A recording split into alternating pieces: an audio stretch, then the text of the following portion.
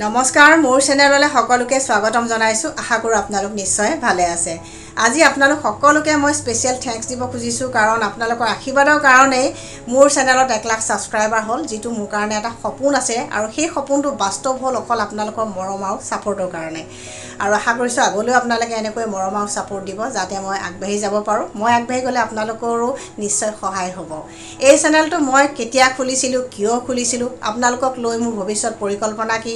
ভৱিষ্যতে মই কেনেকুৱা ধৰণৰ ভিডিও লৈ আহিম আৰু কি সহজ ফৰ্মুলা মানি চলিলে আমি স্বাস্থ্যৱান হৈ থাকিব পাৰো নিৰোগী হৈ থাকিব পাৰো ধুনিয়া হৈ থাকিব পাৰো তেনেকুৱা বহুত ইম্পৰ্টেন্ট কথা আজি এই ভিডিওটোত আলোচনা কৰিম যিবোৰ জানিলে আপোনালোক নিশ্চয় সুখী হ'ব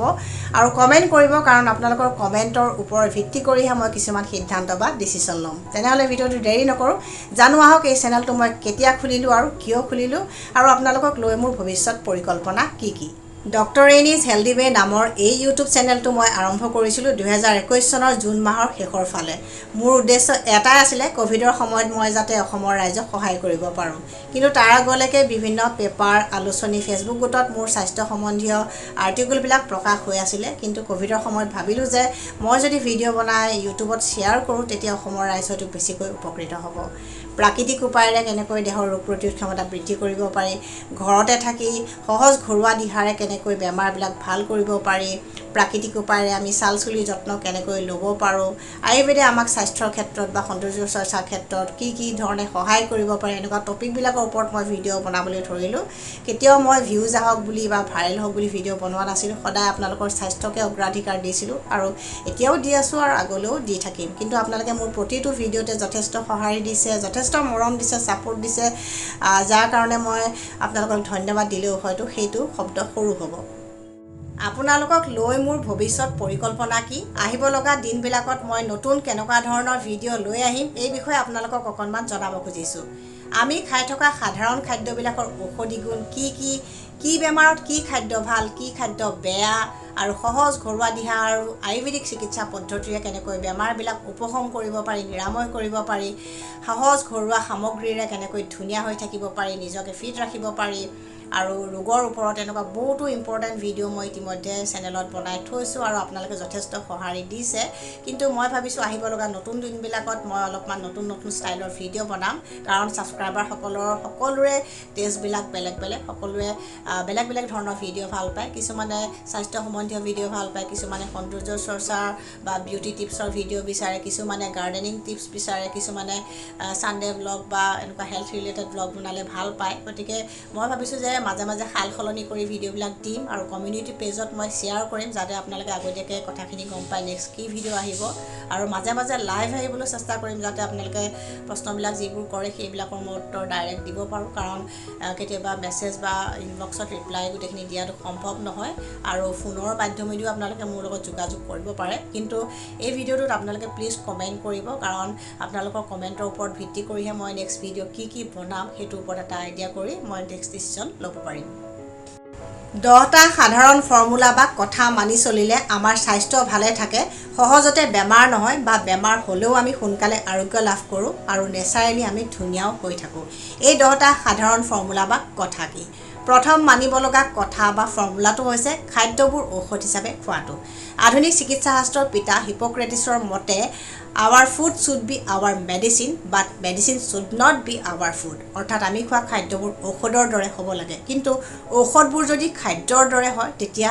আমাৰ কাৰণে ভয়ংকৰ বিপদৰ আগজাননী স্বৰূপ কিন্তু খাদ্যবোৰ ঔষধ হিচাপে খাবলৈ হলে আমি খাদ্যবিলাকৰ ঔষধি গুণ জানিব লাগিব কি বেমাৰত কি খাদ্য ভাল কি বেমাৰত কি খাদ্য বেয়া খাদ্য খোৱাৰ সঠিক নিয়ম কি এই সকলোবিলাক কথা আমি জানি ল'ব লাগিব এটা এক্সাম্পল বা উদাহৰণ দিলে কথাখিনি বুজাত নিশ্চয় সহায় হ'ব কাৰোবাৰ যদি পেট চলি আছে অৰ্থাৎ কাৰোবাৰ যদি ডিসেন্ট্ৰি বা ডায়েৰিয়াৰ সমস্যা হৈছে তেনে ক্ষেত্ৰত তেনে সময়ত যদি কেঁচা অমিতাৰ সবজি বা ত্ৰিফলা খায় তেওঁলোকৰ হয়তো সমস্যা বাঢ়িব পাৰে বা জটিল হ'ব পাৰে কাৰণ দুইটাই পায়খানা ঢিলা কৰে আৰু যিসকলৰ কনষ্টিপেশনৰ সমস্যা আছে যিসকলৰ পাইলছৰ সমস্যা আছে তেওঁলোকে ভেদাইলতা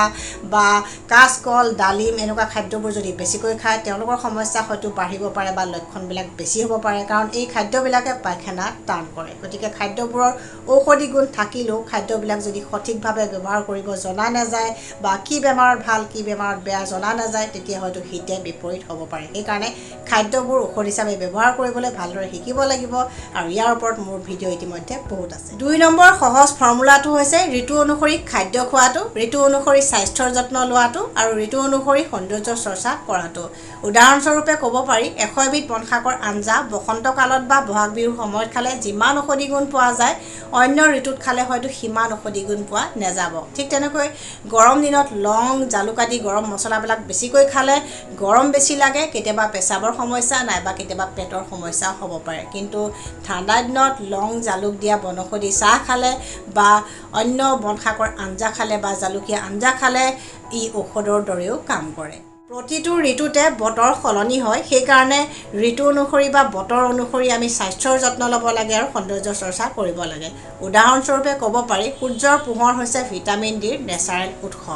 শীতকালত আমি ভিটামিন ডিৰ কাৰণে ৰ'দৰ পোহৰত বেছি সময় থাকিলেও একো অপকাৰ নকৰে, কিন্তু গৰম দিনত বেছি গৰমত যদি আমি বহুত সময় ধৰি ৰ'দত থাকোঁ তেতিয়া হয়তো হিতে বিপৰীত হ'ব পাৰে,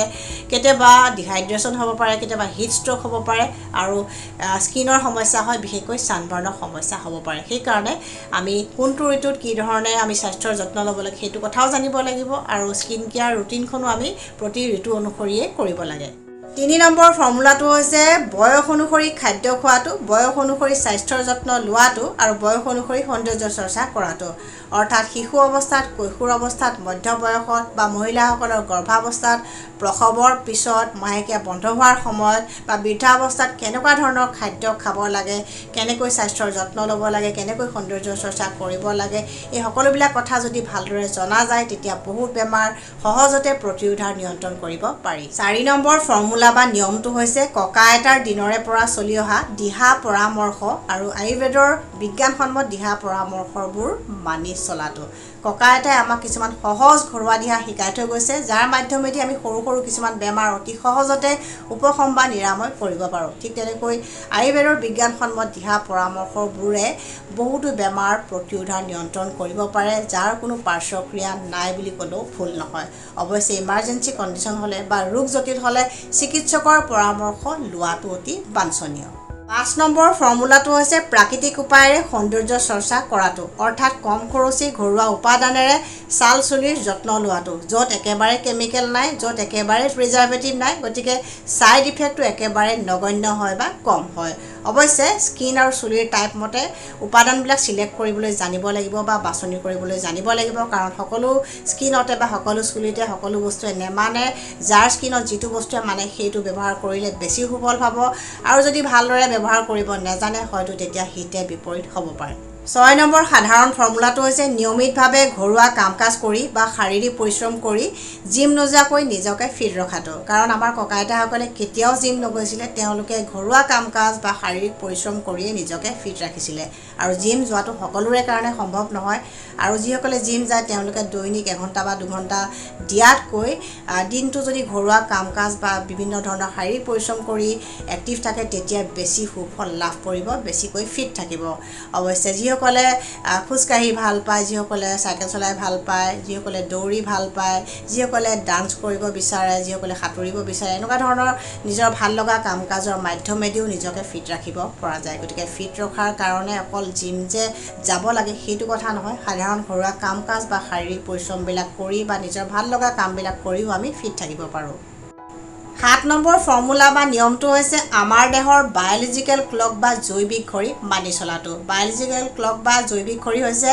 ৰাতিপুৱা শুই উঠাৰ পৰা ৰাতি শোৱালৈকে আমি যিবোৰ ডেইলি ৰুটিন ফ'ল' কৰোঁ সেইবিলাক আচলতে প্ৰকৃতিৰ দিন ৰাতিৰ ওপৰত নিৰ্ভৰ কৰে। অৰ্থাৎ ৰাতিপুৱা টোপনি ভঙা, ৰাতিপুৱা ব্ৰেকফাষ্ট কৰিবলৈ ভোক লগা, দুপৰীয়া ভোক লগা, ৰাতি টোপনি ধৰা, এই সকলোবিলাক কাম প্ৰকৃতিৰ দিন ৰাতিৰ ওপৰত নিৰ্ভৰ কৰে। আৰু এই বায়'লজিকেল ক্লক যদি আমি মানি চলোঁ বা নীতি নিয়ম মতে যদি আমি খোৱা বোৱা শোৱা এই সকলোবিলাক কৰোঁ তেতিয়া আমাৰ সহজতে বেমাৰ নহয়। কিন্তু এই বায়'লজিকেল ক্লক যদি আমি ফ'ল' নকৰোঁ বা মানি নচলোঁ তেতিয়া আমাৰ বহুত বেমাৰ হোৱাৰ সম্ভাৱনা থাকে। গতিকে যদি স্বাস্থ্যৱান হ'ব খুজিছে, যদি দীৰ্ঘায়ু হ'ব খুজিছে তেন্তে এই বায়'লজিকেল ক্লক মানি চলক। 8 নম্বৰ ফৰ্মুলাটো হৈছে দৈনিক আধা ঘণ্টা বা 1 ঘণ্টা সময় উলিয়াই